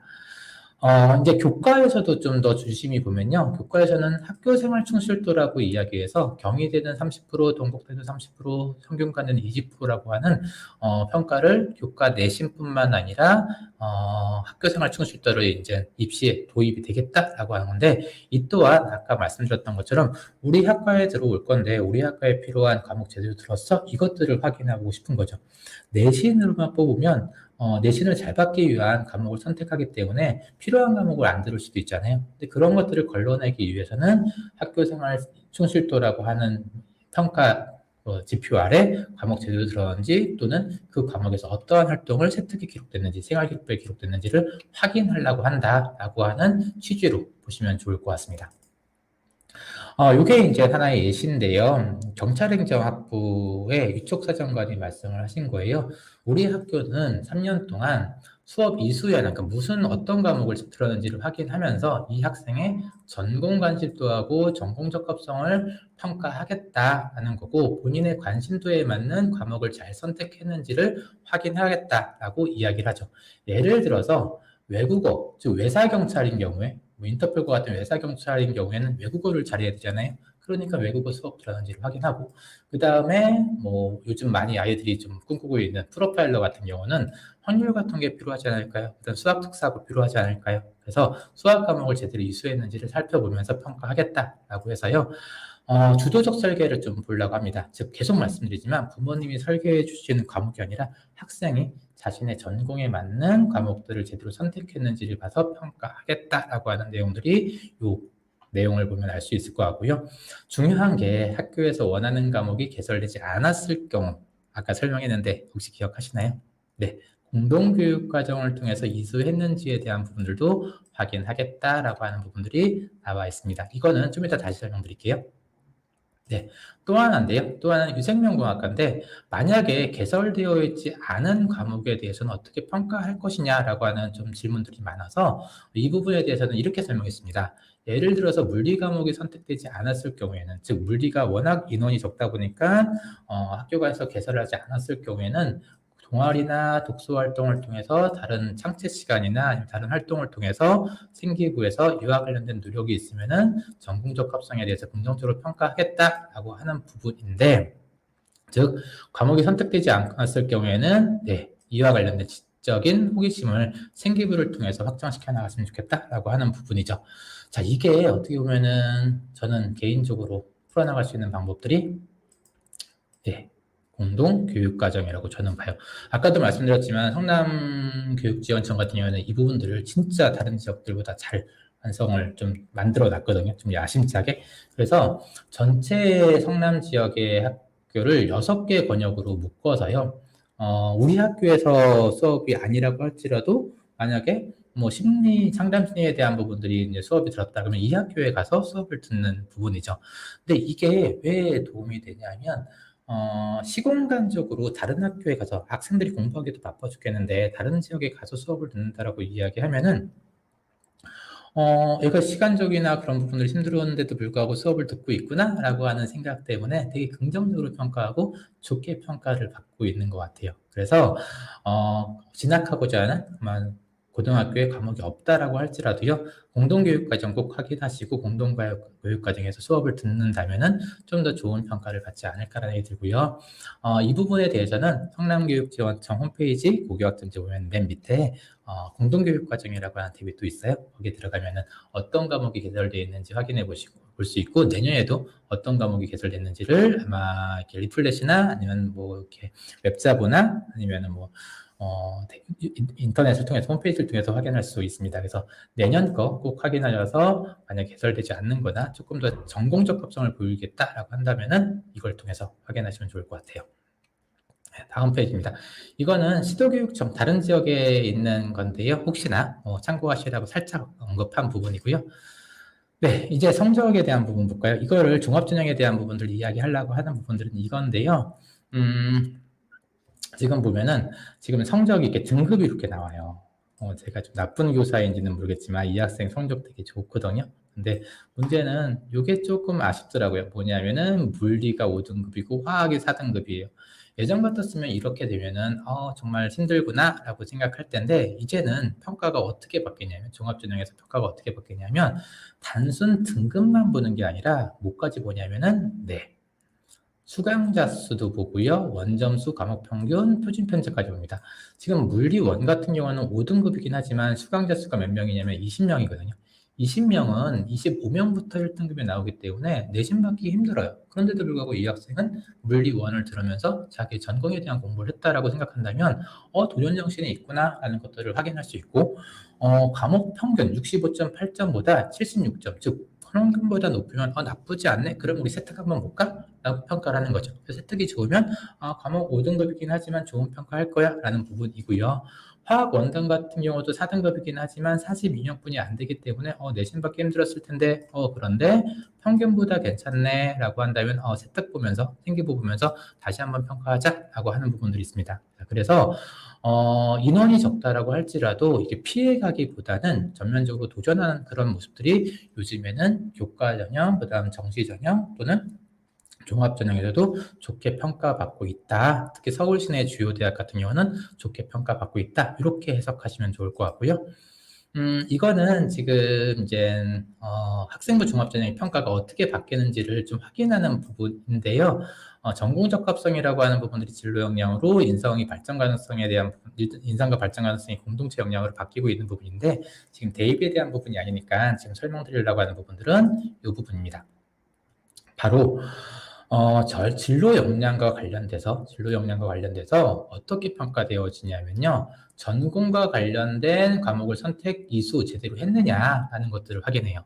그리고 공동교육 과정에서 이런 과목들을 열심히 들으면서 노력했느냐라는 것들을 좀 확인합니다. 즉, 공동교육 과정이나 추가적으로 노력했으면 좋게 평가하고, 일단 전공 관련된 수업을 듣지 않으면은 좀 부정적이라는 표현이 그런데 좋게 평가하지 않겠다라고 하는 부분들이 평가 요소에도 들어가 있고요. 그 다음에 전공과 관련된 부분들에 대해서 진로 선택 과목의 세특은 그리고 성취도는 어떤지에 대한 부분들도 확인하겠다라고 하는 부분들이 평가 내용에 있다는 거죠. 즉, 이제는 내신을 잘 받기 위해서 과목을 선택하기보다는 전공과 관련된 과목을 선택하는 게 조금은 유리할 수도 있다. 그리고 이게 종합전형만의 문제가 아니라 교과와 정시에서도 점점 확대가 되고 있다. 이렇게 보시면 좋지 않을까라는 생각이 듭니다.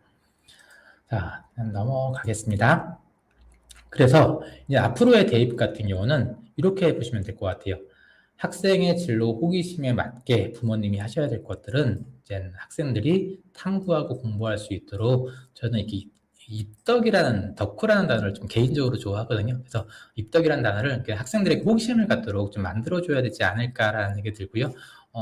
덕후라는 표현 했으니까 만약에 BTS 같은 경우를 입덕을 시키려면 자녀분들에게 야, BTS 노래 한번 들어봐 이렇게 이야기하는 것처럼 부모님들도 야, 요즘에 화공생명공학과가 좀 굉장히 튼대더라, AI 쪽 굉장히 튼대더라, 이런 게 요즘 이렇게 적용되고 있어 라고 하면 쭉 그냥 정보를 던지시면 아이가 그래? 그러면 이런 부분들 알아볼까? 이렇게 좀 되지 않을까 싶어서 정보적 차원에서 부모님이 도와주셔야 될 부분들은 이런 정보가 있어, 이런 게 뜬다더라 라고 하는 부분들을 자녀와 같이 공유한다면은 아마 조금 더 좋지 않을까 싶어서 제가 아까 두 번째 부모님이 하셔야 될 거 이따 정리해 드릴게요. 두 번째 뭐냐면은 이제 학과에 대해서 알아야 된다라고 얘기 드렸는데, 세 번째는 뭐냐면 부모님이 자녀분들에게 지적 호기심을 확장할 수 있는 기회를 계속 제공을 해 주셔야 되지 않을까라는 생각이 듭니다. 이따가 다시 정리해 드리도록 하겠습니다. 네, 세 번째는 지금까지 이야기하는 이 모든 거를 진로학업 설계라고 하는 어떤 좀 부모님이 준비해야 될 내용들을 중심으로 설명을 좀 드릴게요. 다시 예시와 함께 설명을 좀 드리려고 하는데요. 첫 번째 예시 좀 보도록 하겠습니다. 그 전에 지금 채팅도 좀 안 되는 것 같고요. 혹시나 질문이 좀 있으시면 지금 QR코드 보이잖아요. QR코드가 아마 어떤 질문을 할 수 있는 폼하고 연결이 될 겁니다. 지금 보면은 이 QR코드에서 부모님이 고민하시고 있는 내용들을 좀 질문을 남겨주시면 이따가 7시 50분부터 10분 후부터 아마 두세 개의 질문을 좀 답변을 드릴 수 있을 것 같고요. 그 다음에 나머지 다 질문을 좀 못하는 부분들에 대해서는 오늘 시간적인 한계로 질문을 못하는 부분들에 대해서는 성남교육지원청 홈페이지 고교학점제 자료실에 문서화시켜서 답변을 드리겠습니다. 그래서 지금 보시면 QR코드에다가 입력 질문을 넣어주시면 좋을 것 같고요. 네. 지금 옆에 보면은 이렇게 자막으로 나오잖아요. 이 자막 보시면 학교 알림이 고교 정보 사이트 학교 알림이라고 하는 사이트가 있는데요. 학교 알림을 검색해서 원하는 학교를 누르면 이따가 이제 다시 한번 말씀드릴게요. 이 부분도 이제 슬라이드에 있거든요. 그러면 학교에서 하는 교육과정 편집표도 있고, 그 다음에 학교에서 하는 여러 가지 특색 사업들도 확인할 수 있습니다. 꼭 기억하셨으면 좋겠어요. 학교 알림이라고 하는 사이트입니다. 근데 내년에 있는 편집표는 안 올라와 있기 때문에 성남교육지원청에 있는 고교학점제 보면은 잘 보실 수 있을 것 같아요. 네, 다음 페이지 넘어갈게요. 자, 이제 이 QR코드 가끔씩 나올 거거든요. 이 QR코드가 아까 얘기 드렸던 질문 내용입니다. 보시면 될 것 같아요. 네, 진로 선택, 여기서 이제 문제는 진로학업 설계를 위해서 무엇을 해야 되는가에 대한 부분인데요. 오늘은 전체를 다 설명하기는 좀 힘들 것 같고요. 이 두 가지만 설명을 드리려고 해요. 먼저 제가 이제 얘기 드릴 때 고등학교 입학 전까지 부모님이 하면 좋겠다라고 하는 부분들 이 두 가지만 좀 설명드리도록 하겠습니다. 왜 안 그려지네요? 네, 첫 번째 바로 진로 선택이에요. 정말 부모님 부탁드리고 싶은데요. 정말 고등학교 올라오기 전에 진로에 대한 심도 깊은 고민들을 좀 하고 올라왔으면 좋겠습니다. 아직까지 잘하는 게 뭔지도 모르겠고 그 다음에 뭘 해야 될지 모르겠어 라고 생각하시는데요. 이게 고민이 생각보다 좀 시간이 많이 걸려요. 근데 고등학교는 시간과의 싸움이라고 해도 과언은 아니잖아요. 그러니까 지금 남은 기간 동안, 즉 중학교 12월 달, 그 다음 내년 1, 2월 달 동안 좀 심도 있게 고민을 해서 진로를 선택을 하는데 저는 진로 선택을 이렇게 보거든요. 진로를 확정시키는 게 아니라 선택하는 거다. 즉, 나에게 가장 맞는 옷을 선택하기 위해서는 좀 맞지 않는 옷, 좀 어울리지 않은 옷도 입어봐야 된다고 봐요. 그래서 입어보고 맞는지 어울리는지 안 어울리는지를 확인해 보는데 만약 안 어울리면 그냥 안 입는 거죠. 입어보고 난 다음에 거울 보고 아니다 싶으면은 좀 이렇게 이제 머릿속에서 지우는 그런 거예요. 근데 입어보지 않으면 머릿속에서 계속 생각이 나거든요. 좀 미련이 남죠. 근데 입어보고 아니다 싶으면 머릿속에서 지우는 것도, 즉 진로를 선택하는 게 아니라 진로를 빼나가는 것도 저는 진로 선택 과정에서 굉장히 중요하다고 보기 때문에 그 과정들을 미리미리 좀 해본다면 네, 도움이 되지 않을까 싶고요. 저도 중3 학부모라고 얘기 드렸죠. 저도 12월 달, 1월 달, 2월 달에 하려고 합니다. 어떻게 할 거냐면요. 바로 이렇게 해요. 학교에서 보면요, 지금 중학교 때 자유학년제도 했었고 여러 가지 경험도 했었고 그것뿐만 아니라 다양한 심리검사도 했었어요. 그 심리검사를 한번 믿어보시면 좋을 것 같아요. 좀 농담인데 너무 이제 진도를 나가서 시간은 없겠나 좀 빨리 이제 잠깐만 얘기하면 저도 고등학교 때 심리검사 했던 거 기억이 나는데 저 같은 경우도 뭐가 나오냐면 농업이 나오더라고요. 제가 수학교사가 꿈이었는데 갑자기 농업이 나와서 농업이 싫은 건 아닌데 수학교사가 꿈이었는데 좀 당황스러웠거든요. 그래서 그냥 머릿속에 났는데 어느 순간 갑자기 그 기억이 났던 이유 중에 하나가 제가 이제 지금은 진로를 가르치고 있는데 원래는 환경을 가르쳤어요. 환경을 가르치고 있고 어느 순간 환경을 가르치다 보니까 학교에서 텃밭을 갖고 있는 모습이 딱 그려지면서 아 맞다 예전에 내가 심리검사에서 농부가 나왔었지 라고 하는 부분들 기억에 남거든요. 즉 커리어넷이나 심리검사가 뭐 딱 맞는다라고 하기는 좀 그렇지만 적어도 내가 원하는 진로에 대한 부분들이 잘 모르겠다 싶으면 1순위로 이 심리검사에 대한 부분들을 좀 생각하시고 여기 나온 것들을 1순위로 한 다음에 호기심을 확장시키고 책을 보면서 확장시키고 여러 가지 경험을 통해서 확장시키고 났는데 정 이건 아닌 것 같다. 난 의예과가 나왔는데 피를 보는 게 너무 싫다. 라고 한다면은 두 번째 심리검사 나온 것들로 확인해 보시면 어떨까 싶습니다. 물론 지금 심리검사만 믿는 게 아니라 그동안 고등학교, 중학교에서 했던 여러 가지 경험을 통해서 좋아하는 것, 잘하는 걸 선택하면 좋은데 지금 이 예시는 혹시나 진로에 대한 부분들을 선택하지 못했다라고 하는 친구들이 있다면 그리고 부모님들이 있다면 꼭 이런 검사를 통해서 확인했으면 좋겠다라는 부분들 이야기 드리고요.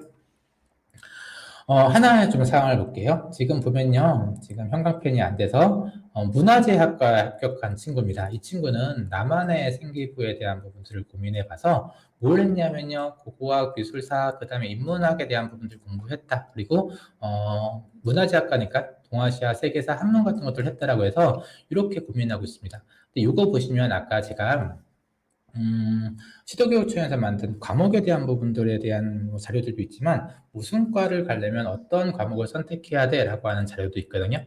보면은 이렇게 되어 있어요. 이것도 이제 제가 쓴 책 중에 하나 이렇게 되어 있는데 문제는 이렇게 맞죠. 즉 동아시아사나 세계사, 그 다음에 한문, 그 다음에 미술, 그렇죠? 그 다음에 여행지나 뭐 이런 것들, 그 다음에 미술 감상의 비평 이렇게 잘 되어 있습니다. 그런데 이제 좀 심화 단계예요. 심화 단계. 요거를 그대로 선택하셔도 좋아요. 즉, 첫 번째는 아까 말씀드렸던 것처럼 서울대 자료를 한번 확인해 보자. 그리고 두 번째는 시도교육청에서 나온 다양한 자료에서 무슨 과를 가려면 어떤 걸 좀 들었으면 좋겠다라고 하는 걸 확인해 보자 라는 건데 문제는 좀 특색 있게 나만의 생기부를 만들고 나만의 어떤 활동들을 하기 위해서는 이렇게 써 있는 거를 선택 과목으로 지정하는 것도 좋지만 이 학생의 경우에는 뭘 했냐면요. 문화재 보존을 위해서 화학하고 물리도 수강을 했어요. 인문 계열인데 화학하고 물리를 선택했어? 라고 이해할 수도 있지만 문화재 보존을 하기 위해서는 화학적 처리나 물리적 처리도 좀 필요하잖아요. 그러다 보니까 이 학생은 화학 물리의 교육과정 내에서의 활동도 했지만 문화재를 보호하기 위한 화학 활동과 물리 활동도 포함되면서 여기에는 표현되지 않았지만 학생이 원하는 생기부를 위해서 그리고 목적, 즉 진로에 맞는 활동들을 했기 때문에 합격이 됐거든요. 나만의 생기부를 만들 수 있었던 거죠. 즉, 다시요. 심화 단계입니다. 원하는 과목 선택을 이런 걸 했으면 좋겠어 라고 하는 과목을 선택해도 좋지만 중요한 거는 학생이 어떤 학과를 가려고 하고 어떤 학과에서 무엇을 하고 싶은지에 따라서 그 무엇을 할 수 있는 과목을 선택하게 해주는 게 어떻게 보면 심화시키고 조금 더 나만의 생기부와 나만의 전략적인 과목을 선택하는 방법이다 하는 겁니다. 좀 어려운 얘기인데 자, 심화 단계예요.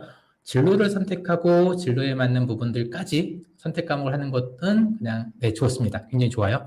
근데 조금 심화시키겠다, 그리고 나만의 생계를 만들겠다라고 한다면 이 학과를 가려고 하는 목적이 무엇인지, 그리고 그 목적을 달성할 수 있는 과목이 무엇인지, 즉 여긴 화학하고 물리는 없긴 하지만 나의 목적을 달성하기 위해서는 화학하고 물리가 필요해라고 하면 이것도 수업을 들으면 네, 나만의 생계를 만들 수 있다는 거죠. 네, 4분 남았습니다. 빨리빨리 갈게요. 자, 그런 의미에서 의사를 꿈꾸고 있는 친구인데 사회문제 탐구하고 융합과학이 있어요. 둘 중에 무엇을 선택해야 될까요? 자, 융합과학은 과학을 심화하는 과목이고요. 그 다음에 그 내용 체제를 보면 생명 관련된 단어도 있기 때문에 대부분 책에 보면 융합과학을 들으라고 합니다. 사회문제 탐구 같은 경우는 실생활에 있는 사회문제를 탐구하는 절차하고 그 다음에 그 문제를 해결하는 과정에 대해서 역량을 키우는 과목이거든요. 그런데 어떻게 보면 융합과학을 듣는 게 맞아요. 그리고 모든 자료집에서도 융합과학을 듣는 게 옳다라고 되어 있습니다. 그런데 만약에 의사를 꿈꾸는 친구인데 이 친구는 국경 없는 의사회에 들어가서 제3국에 있는 아이들을 치료하고 이런 사회적 활동들을 같이 병행한다라고 한다면은 융합과학도 좋지만 사회문제 탐구를 듣는 것도 나만의 생계를 만들 수 있는 방법이다라는 거죠. 즉 목적성에 대한 이야기 드렸는데요. 내가 무엇을 하고 싶은지에 대한 부분들 한번 고민해 보시면 좋겠다라는 부분입니다.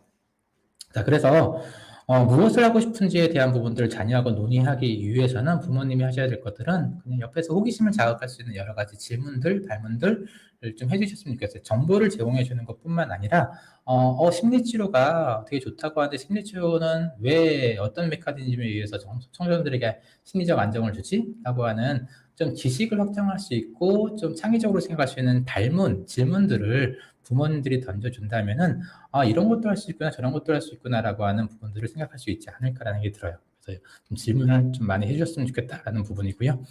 시간이 없어서 빨리빨리 갈게요. 죄송합니다. 그리고 대학에 대한 부분들, 학과에 대한 부분들 이해해달라고 꼭 얘기 드렸잖아요.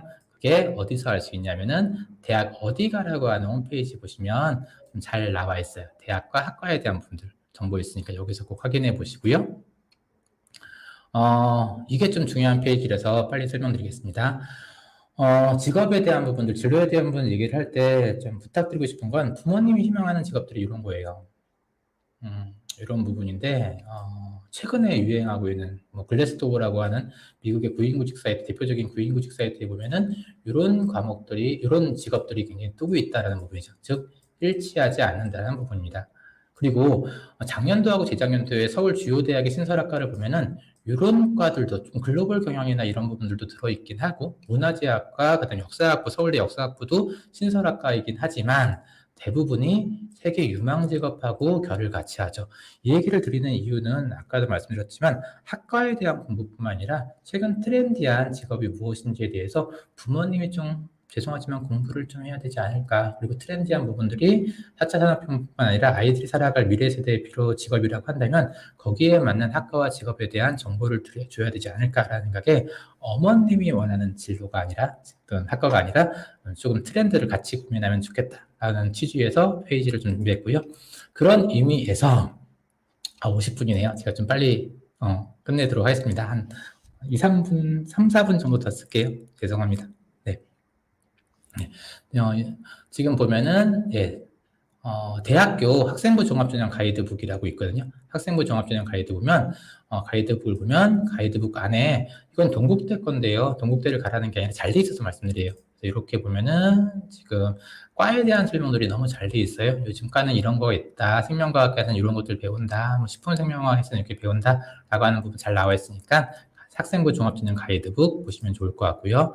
그 다음에 이거는 강원대인데 강원대 학생부 종합전형 가이드북을 보면 단지 그냥 어떤 과에 대한 설명뿐만 아니라 학교 생활에서 어떤 걸 좋은 평가를 받을 수 있는 거, 그다음 추천 도서가 무엇인지까지 잘 나와 있어요. 그래서 이런 거 보시고 학업 설계하시면 좋지 않을까라는 생각이 듭니다. 또 좋은 거는 서울대 아롤이라고 하는 사이트가 있는데요. 여기 보면 전공 소개도 있고 아예 진로에 대한 부분들이 영상으로 되어 있어요. 이 영상 보시면은 잘 표현이 되지 않을까 하는 생각이 좀 듭니다. 지금 이것도 롤모델에 관련된 부분인데 이 롤모델을 좀 보시면은 진로에 대한 부분 도움될 것 같고요. 또 한 가지가 이제 동국대 전공 가이드북인데 동국대를 좋아해서가 아니라 이 부분들이 정말 잘 만들었더라고요. 그래서 저도 보고 많이 놀랐는데 되게 잘 소개가 되어 있어서 동국대 전공 가이드북 포털에서 검색하시면 PDF로 다운받을 수 있는데 다운받으셔서 네, 한번 보시면은 이렇게 경찰행정학과에서 준비 팁, 전공 과목, 주요 과목 소개, 그 다음에 어떤 졸업 후 진로까지 확인할 수 있어서 꼭 PDF 다운받아서 학과 공부할 때 좀 도움되었으면 좋겠고요. 또 한 가지가 학교 홈페이지입니다. 학교 홈페이지인데 학교 홈페이지 가면은 학과 소개도 있고요. 학과 소개 안에 여러 가지의 내용들도 있어서 여기 보시고 이런 과는 이런 걸 배우고 있구나라고 보시면 과목 선택에 도움되지 않을까라는 생각이 드네요. 그리고 마지막 대입 정보에 대해서 궁금한 거 있으면요. 학과에 대한 궁금한 거 있으면 어디 가라고 하는 사이트에 대입 정보 보시면 온라인 전공 상담이라고 있어요. 전공 상담에 보면 여기 있는 대학생들이 바로바로 어떤 질문에 대해서 답을 해주거든요. 진짜 날것의 생생한 최신의 정보를 줍니다. 그래서 궁금한 거 있으면 자녀와 함께 물어보시면 바로 24시간 내에 답이 얻어지니까 학과 정보를 때 이쪽을 활용하시면 좋을 것 같습니다. 아까 채팅창에서도 뭐 어디서 학교 정보를 얻을 수 있어요? 라는 이야기가 있는데요. 학교 알림이 통해서 학교 검색하시고요. 교육 활동 보시면은 여기 보면은 교육 과정에 대한 부분들이 있는데 특색 활동에 대한 부분들 보려면은 교육 활동 보시면 잘 나와 있고요. 문제는 이게 지금 더 잘 나와 있는 게 성남교육지원청 같은 경우는 아까 말씀드렸던 것처럼 교육행정안에 영상으로 소개를 했다고 했잖아요. 현재뿐만 아니라 각 학교에서 특색 있게 하는 활동까지 놓여져 있어 학교 선택할 때 되게 도움이 되더라고요. 그래서 이 학교는 이런 특색 사업하고 있구나라는 것들을 영상으로 확인할 수 있으니까 지금은 학교 알림이도 좋지만 지금 교육행정안에 이 영상들을 확인해 보시면 좋을 것 같습니다. 예, 마지막 페이지입니다.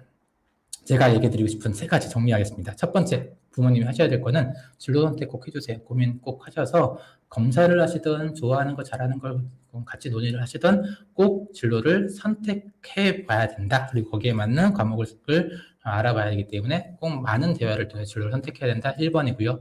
2번 같은 경우는 학과 공부 좀 많이 했으면 좋겠다라고 부모님한테 부탁드렸죠. 학과 공부 좀 많이 하시고 또 최신의 트렌디한 직업이 무엇인지도 학생들과 함께 한번 찾아보면 좋겠다라는 부분이고요. 그 다음에 진로 선택이 맞는지 틀리는지를 확인하기 위해서 부모님들이 이제 진로 호기심을 유발할 수 있는 독서나 시사적인 대화들 좀 많이 나눈다면 진로가 선택된 것들을 나중에 이제 다시 돌리는 일들은 없지 않을까라는 게 듭니다. 그 외에도요, 고등학교 교사로서 이야기 드리고 싶은 거는 복습 좀 많이 했으면 좋겠어요. 상위권 학생뿐만 아니라 그러지 않은 친구들도 좀 복습 위주로 한다면 고등학교에 와서 조금 더 수월한 생활을 할 수 있지 않을까라는 생각이 듭니다. 네, 여기까지입니다. 자,